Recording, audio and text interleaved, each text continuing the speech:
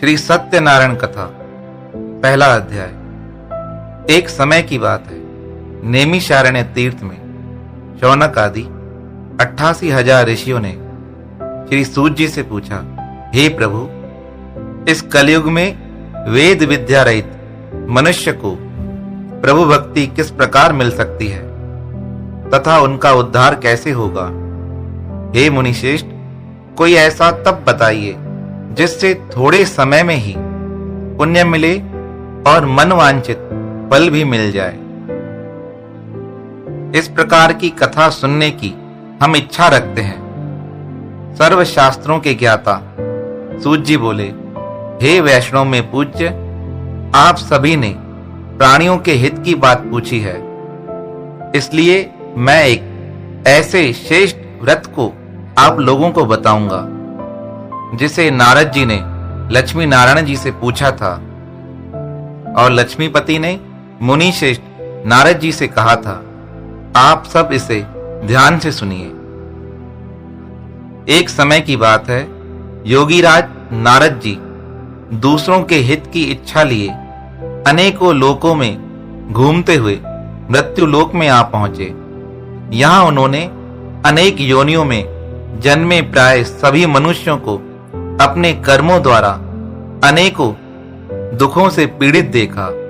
उनका दुख देख नारद जी सोचने लगे कि कैसा यत्न किया जाए जिसके करने से निश्चित रूप से मानव के दुखों का अंत हो जाए। इसी विचार पर मनन करते हुए वह विष्णु लोक में गए। वहां देवों के देव ईश नारायण की स्तुति करने लगे, जिनके हाथों में शंख, चक्र, गदा और पद्म थे। गले में वरमाला पहने हुए थे। स्तुति करते हुए नारद जी बोले, हे भगवान, आप अत्यंत शक्ति से संपन्न हैं। मन तथा वाणी भी आपको नहीं पा सकती। आपका आदि, मध्य तथा अंत नहीं है। निर्गुण स्वरूप सृष्टि के कारण भक्तों के दुखों को दूर करने वाले हैं। आपको मेरा नमस्कार है।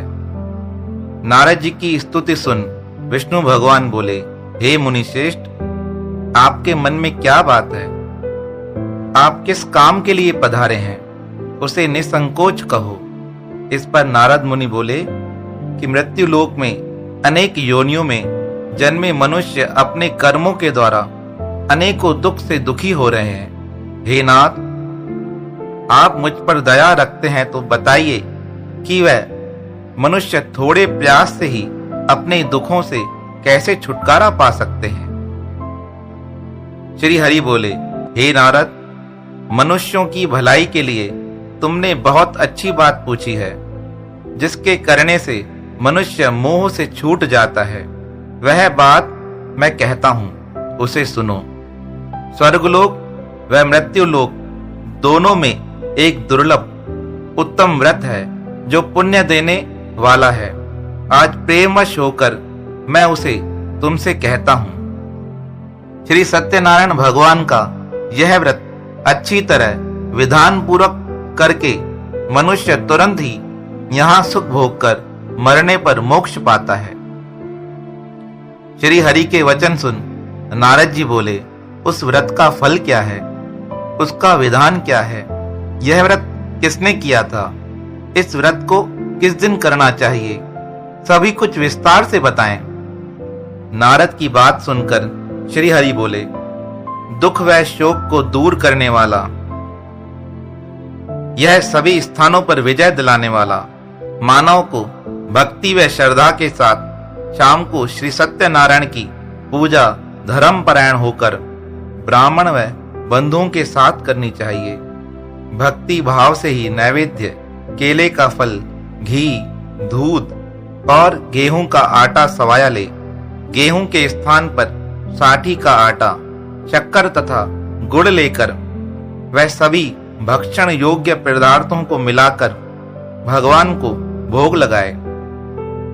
ब्राह्मण सहित बंधु बांधवों को भी भोजन कराए। उसके बाद स्वयं भोजन करे। भोजन कीर्तन के साथ भगवान की भक्ति में लीन हो जाए। इस तरह सत्यनारायण भगवान का यह व्रत करने पर मनुष्य की सारी इच्छाएं निश्चित रूप से पूरी होती हैं। इस कलिकाल अर्थात कलयुग में मृत्युलोक में मोक्ष का यही एक सरल उपाय बताया गया है। इति श्री सत्यनारायण व्रत कथा का पहला अध्याय संपूर्ण। श्री सत्यनारायण कथा दूसरा अध्याय। सूत जी बोले, हे ऋषियों, जिसने पहले समय में इस व्रत को किया था उसका इतिहास कहता हूं, ध्यान से सुनो। सुंदर काशीपुरी नगरी में एक अत्यंत निर्धन ब्राह्मण रहता था। भूख प्यास से परेशान वह धरती पर घूमता रहता था। ब्राह्मणों से प्रेम करने वाले भगवान ने एक दिन ब्राह्मण का वेश धारण कर उसके पास जाकर पूछा, हे विप्र, नित्य दुखी होकर तुम पृथ्वी पर क्यों घूमते हो? दीन ब्राह्मण बोला, मैं निर्धन ब्राह्मण हूं, भिक्षा के लिए धरती पर घूमता हूं। हे भगवान, यदि आप इसका कोई उपाय जानते हो बताइए। वृद्ध ब्राह्मण कहता है कि सत्यनारायण भगवान मनोवांछित फल देने वाले हैं, इसलिए तुम उनका पूजन करो। इसे करने से मनुष्य सभी दुखों से मुक्त हो जाता है। वृद्ध ब्राह्मण बनकर आए सत्यनारायण भगवान उस निर्धन ब्राह्मण को व्रत का सारा विधान बताकर अंतर ध्यान हो गए। ब्राह्मण मन ही मन सोचने लगा कि जिस व्रत को वृद्ध ब्राह्मण करने को कह गया है मैं उसे जरूर करूंगा। यह निश्चय करने के बाद उसे रात में नींद नहीं आई। वह सवेरे उठकर सत्यनारायण भगवान के व्रत का निश्चय कर भिक्षा के लिए चला गया। उस दिन निर्धन ब्राह्मण को भिक्षा में बहुत धन मिला, जिससे उसने बंधु बांधुओं के साथ मिलकर श्री सत्यनारायण भगवान का व्रत संपन्न किया। भगवान सत्यनारायण का व्रत संपन्न करने के बाद वह निर्धन ब्राह्मण सभी दुखों से छूट गया और अनेक प्रकार की संपत्तियों से युक्त हो गया। उसी समय से यह ब्राह्मण हर मास इस व्रत को करने लगा।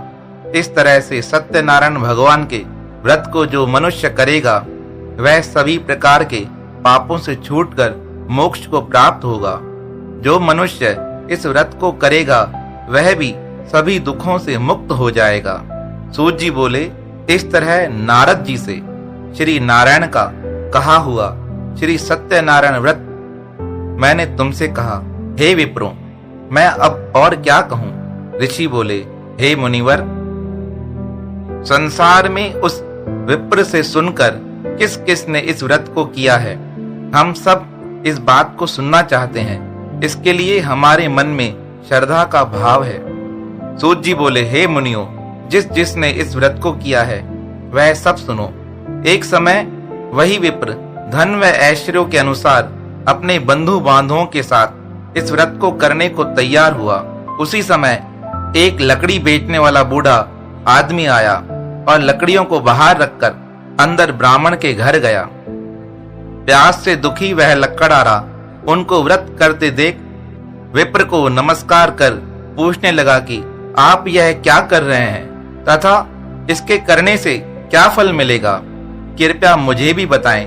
ब्राह्मण ने कहा कि सब मनोकामनाओं को पूर्ण करने वाला यह सत्यनारायण भगवान का व्रत है। इनकी कृपा से ही मेरे घर में धन धान्य आदि की वृद्धि हुई है। विप्र से सत्यनारायण व्रत के बारे में जानकर लकड़हारा बहुत प्रसन्न हुआ। चरणामृत लेकर वह प्रसाद खाने के बाद वह अपने घर गया। लकड़हारे ने मन में संकल्प किया कि आज लकड़ी बेचने से जो धन मिलेगा उसी से श्री सत्यनारायण भगवान का उत्तम व्रत करूंगा। मन में इस विचार को ले बूढ़ा आदमी सिर पर लकड़ियां रख उस नगर में बेचने गया जहां धनी लोग ज्यादा रहते थे। उस नगर में उसे अपनी लकड़ियों का दाम पहले से 4 गुना अधिक मिला। वृद्ध प्रसन्नता के साथ दाम लेकर केले, शक्कर, घी, दूध, दही और गेहूं का आटा ले और सत्यनारायण भगवान के व्रत की अन्य सामग्रियां लेकर अपने घर गया। वहां उसने अपने बंधु बांधुओं को बुलाकर विधि विधान में सत्यनारायण भगवान का पूजन और व्रत किया। इस व्रत के प्रभाव से वह बूढ़ा लकड़हारा धन पुत्र आदि से युक्त होकर संसार के समस्त सुख भोग कर अंत काल में बैकुंठ धाम चला गया। इति श्री सत्यनारायण व्रत कथा का दूसरा अध्याय संपूर्ण। श्री सत्यनारायण कथा तीसरा अध्याय। सूत जी बोले, हे श्रेष्ठ मुनियों, अब आगे की कथा कहता हूँ। पहले समय में उल्का मुख नाम का एक बुद्धिमान राजा था। वह सत्यवक्ता और जितेंद्रिय था। प्रतिदिन देव स्थानों पर जाता और निर्धनों को धन देकर उनके कष्ट दूर करता था। उसकी पत्नी कमल के समान मुख वाली तथा सती साध्वी थी। भद्रशिला के नदी के तट पर उन दोनों ने श्री सत्यनारायण भगवान का व्रत किया। उसी समय साधु नाम का एक वैश्य आया। उसके पास व्यापार करने के लिए बहुत सा धन था। राजा को व्रत करता देख वह विनय के साथ पूछने लगा, हे राजन, भक्ति भाव से पूर्ण होकर आप यह क्या कर रहे हैं? मैं सुनने की इच्छा रखता हूँ, आप मुझे बताएं। राजा बोला, हे साधु, अपने बंधु बांधवों के साथ पुत्रादि की प्राप्ति के लिए एक महाशक्तिमान श्री सत्यनारायण भगवान का व्रत व पूजन कर रहा हूँ। राजा के वचन सुन साधु आदर से बोला, हे राजन, मुझे इस व्रत का सारा विधान कहिए। आपके कथनानुसार मैं भी इस व्रत को करूंगा। मेरी भी संतान नहीं है और इस व्रत को करने से निश्चित रूप से मुझे संतान की प्राप्ति होगी। राजा से व्रत का सारा विधान सुन व्यापार से निवृत्त हो वह अपने घर गया। साधु वैश्य ने अपनी पत्नी को संतान देने वाले इस व्रत का वर्णन कह सुनाया और कहा कि जब मेरी संतान होगी तब मैं इस व्रत को करूंगा। साधु ने इस तरह के वचन अपनी पत्नी लीलावती से कहे। एक दिन लीलावती पति के साथ आनंदित हो संसारिक धर्म में प्रवृत्त होकर सत्यनारायण भगवान की कृपा से गर्भवती हो गई। 10वें महीने में उसके गर्भ से एक सुंदर कन्या ने जन्म लिया। दिनों दिन वह ऐसे बढ़ने लगी जैसे कि शुक्ल पक्ष का चंद्रमा बढ़ता है। माता पिता ने अपनी कन्या का नाम कलावती रखा। एक दिन लीलावती ने मीठे शब्दों में अपने पति को याद दिलाया कि आपने सत्यनारायण भगवान के जिस व्रत को करने का संकल्प किया था उसे करने का समय आ गया है। आप इस व्रत को करिए। साधु बोला, हे प्रिय, इस व्रत को मैं अपनी पुत्री के विवाह पर करूंगा। इस प्रकार अपनी पत्नी को आश्वासन देकर वह नगर को चला गया। कलावती पिता के घर में वृद्धि को प्राप्त हो गई। साधु ने एक बार नगर में अपनी कन्या को सखियों के साथ खेलता देख तुरंत दूत को बुलाया और कहा कि मेरी कन्या विवाह के योग्य हो गई है और तुम इसके लिए योग्य वर देख कर आओ। साधु की बात सुनकर दूत कंचन नगर में पहुंचा और वहां देखभाल कर लड़की के सुयोग्य वाणिक पुत्र को ले आया। सुयोग्य लड़के को देख साधु ने बंधु बांधवों को बुलाकर अपनी पुत्री का विवाह उस वणिक पुत्र के साथ करा दिया। लेकिन दुर्भाग्य की बात यह कि साधु ने अभी भी सत्यनारायण भगवान का व्रत नहीं किया। इस पर श्री भगवान क्रोधित हो गए और श्राप दिया कि साधु को अत्यधिक दुख मिले। अपने कार्य में कुशल साधु बनिया जमाई को लेकर समुद्र के पास स्थित होकर रत्नसारपुर नगर में गया। वहां जाकर दामाद और ससुर चंद्रकेतु राजा के नगर में व्यापार करने लगे। एक दिन भगवान सत्यनारायण की माया से एक चोर राजा का धन चुराकर भाग रहा था। उसने राजा के सिपाहियों को अपना पीछा करते देख चुराया हुआ धन वहां रख दिया जहां साधु अपने जमाई के साथ ठहरा हुआ था। राजा के सिपाहियों ने साधु वैश्य के पास राजा का धन पड़ा देखा तो वह ससुर जमाई दोनों को बांधकर प्रसन्नता के साथ राजा के पास ले आए और कहा कि इन दोनों चोरों को हमने पकड़ लिया है, आप आगे की कार्यवाही की आज्ञा दें। राजा की आज्ञा से उन दोनों को कठिन कारावास में डाल दिया गया। और उनका सारा धन भी उनसे छीन लिया गया। श्री सत्यनारायण भगवान के श्राप से साधु की पत्नी भी बहुत दुखी हुई। घर में जो धन रखा था उसे चोर चुरा के ले गए। शारीरिक तथा मानसिक पीड़ा और भूख प्यास से अति दुखी हो अन्न की चिंता से कलावती एक दिन किसी ब्राह्मण के घर गई। वहां उसने श्री सत्यनारायण भगवान का व्रत होते देखा। फिर कथा सुनी और प्रसाद ग्रहण कर वह रात को घर वापस आई। माता ने कलावती से पूछा, हे पुत्री, तुम अब तक कहाँ थी और तेरे मन में क्या है? कलावती ने अपनी माता से कहा, हे माता, मैंने एक ब्राह्मण के घर में श्री सत्यनारायण भगवान का व्रत देखा। कन्या के वचन सुन लीलावती भगवान के पूजन की तैयारी करने लगी। लीलावती ने परिवार व बंधुओं सहित सत्यनारायण भगवान का पूजन किया और उनसे वर मांगा कि मेरे पति तथा जमाई शीघ्र घर आ जाएं। साथ ही यह प्रार्थना की, हम सबका अपराध क्षमा करें। श्री सत्यनारायण भगवान इस व्रत से संतुष्ट हो गए और राजा चंद्रकेतु को सपने में दर्शन देकर कहा, हे राजन, तुम उन दोनों वैश्यों को छोड़ दो और तुमने उनका जो धन लिया है उसे वापस कर दो। अगर ऐसा नहीं किया तो मैं तुम्हारा धन, राज्य व संतान सभी को नष्ट कर दूंगा। राजा को यह सब कहकर वह अंतर्ध्यान हो गए। प्रातःकाल सभा में राजा ने अपना सपना सुनाया। फिर बोले कि वणिक पुत्रों को कैद से मुक्त कर सभा में ले आओ। दोनों ने आते ही राजा को प्रणाम किया। राजा मीठी वाणी में बोला, हे महानुभाव, भाग्यवश ऐसा कठिन दुख तुम्हें प्राप्त हुआ है, लेकिन अब तुम्हें कोई भय नहीं है। ऐसा कहकर राजा ने उन दोनों को नए वस्त्र आभूषण पहनाए। जितना धन उनका लिया था उससे दुगना धन वापस कर दिया। दोनों वैश्य अपने घर को चल दिए। इति श्री सत्यनारायण व्रत कथा का तीसरा अध्याय संपूर्ण। श्री सत्यनारायण कथा चौथा अध्याय। सूत जी बोले, वैश्य ने मंगलाचार कर अपनी यात्रा आरंभ की और अपने नगर की ओर चलने लगे। उनके थोड़ी दूर जाने पर एक दंडी वेशधारी श्री सत्यनारायण ने उनसे पूछा, हे साधु, तेरी नाव में क्या है? वणिक हंसता हुआ बोला, हे दंडी, आप क्यों पूछते हो? क्या धन लेने की इच्छा है? मेरी नाव में तो बेल व पत्ते भरे हुए हैं। वैश्य के कठोर वचन सुन भगवान बोले, तुम्हारा वचन सत्य हो। दंडी ऐसे वचन कह वहां से दूर चले गए और दूर जाकर समुद्र के किनारे पर बैठ गए। दंडी के जाने के बाद साधु वैश्य ने नित्य क्रिया के पश्चात नाव को ऊंची उठते देखकर अचंभा माना और नाव में बेल पत्ते आदि देख वह मूर्छित हो जमीन पर गिर पड़ा। मूर्छा खुलने पर वह अत्यंत शोक में डूब गया। तब उसका दामाद बोला कि आप शोक न मनाएं, यह दंडी का श्राप है, इसलिए हमें उनकी शरण में जाना चाहिए, तभी हमारी मनोकामना पूरी होगी।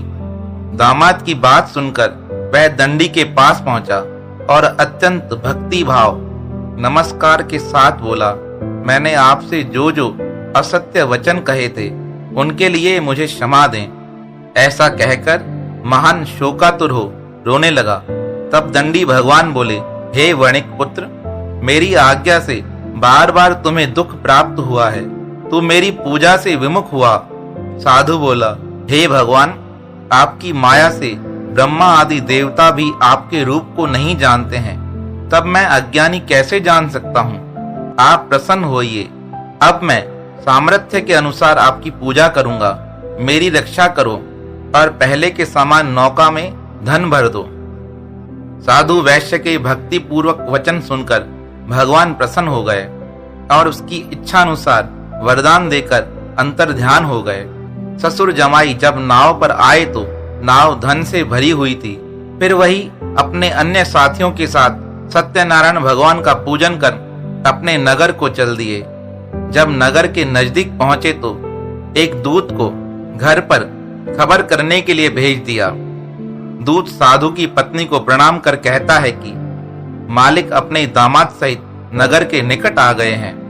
दूत की बात सुनकर साधु की पत्नी लीलावती ने बड़े हर्ष के साथ सत्यनारायण भगवान का पूजन कर अपनी पुत्री कलावती से कहा, मैं अपने पति के दर्शन को जाती हूँ, तू कार्य पूर्ण कर शीघ्र आ जाना। माता के ऐसे वचन सुन कलावती जल्दी में प्रसाद छोड़ अपने पति के पास चली गई। प्रसाद की अवज्ञा के कारण श्री सत्यनारायण भगवान रुष्ट हो गए और नाव सहित उसके पति को पानी में डुबा दिया। कलावती अपने पति को वहां न पाकर रोती हुई जमीन पर गिर गई। नौका को डूबा हुआ देख वह कन्या को रोता हुआ देख साधु दुखी होकर बोला, हे प्रभु, मुझसे तथा मेरे परिवार से जो भूल हुई है उसे क्षमा करें। साधु के दीन वचन सुनकर श्री सत्यनारायण भगवान प्रसन्न हो गए और आकाशवाणी हुई, हे साधु, तेरी कन्या मेरे प्रसाद को छोड़कर आई है, इसलिए उसका पति अदृश्य हो गया है। यदि वह घर जाकर प्रसाद खाकर लौटती है तो इसे इसका पति अवश्य मिलेगा। ऐसी आकाशवाणी सुनकर कलावती घर पहुंचकर प्रसाद खाती है और फिर आकर अपने पति के दर्शन करती है। उसके बाद साधु अपने बंधु बांधुओं सहित श्री सत्यनारायण भगवान का विधि विधान से पूजन करता है। इस लोक का सुख भोग कर वह अंत में स्वर्ग को जाता है। इति श्री सत्यनारायण भगवान व्रत कथा का चौथा अध्याय संपूर्ण। श्री सत्यनारायण कथा पांचवा अध्याय। सूत जी बोले, हे ऋषियों, मैं और भी एक कथा सुनाता हूं, उसे भी ध्यान पूर्वक सुनो। प्रजा पालन में लीन तुंगध्वज नाम का एक राजा था। उसने भी भगवान का प्रसाद त्याग कर बहुत ही दुख सहन किया। एक बार वन में जाकर वन पशुओं को मारकर वह बड़ के पेड़ के नीचे आया। वहां उसने ग्वालों को भक्ति भाव से अपने बंधुओं सहित सत्यनारायण भगवान का पूजन करते देखा। अभिमानवश राजा उन्हें देखकर भी पूजा स्थान में नहीं गया और ना ही उसने भगवान को नमस्कार किया। ग्वालों ने जब राजा को प्रसाद दिया तो उसने वह प्रसाद लेने से भी इनकार कर दिया और वह सब कुछ छोड़कर नगर को चला गया। जब राजा नगर में पहुंचा तो वहां सब कुछ तहस नहस हुआ पाया तो वह शीघ्र ही समझ गया यह सब भगवान ने किया है।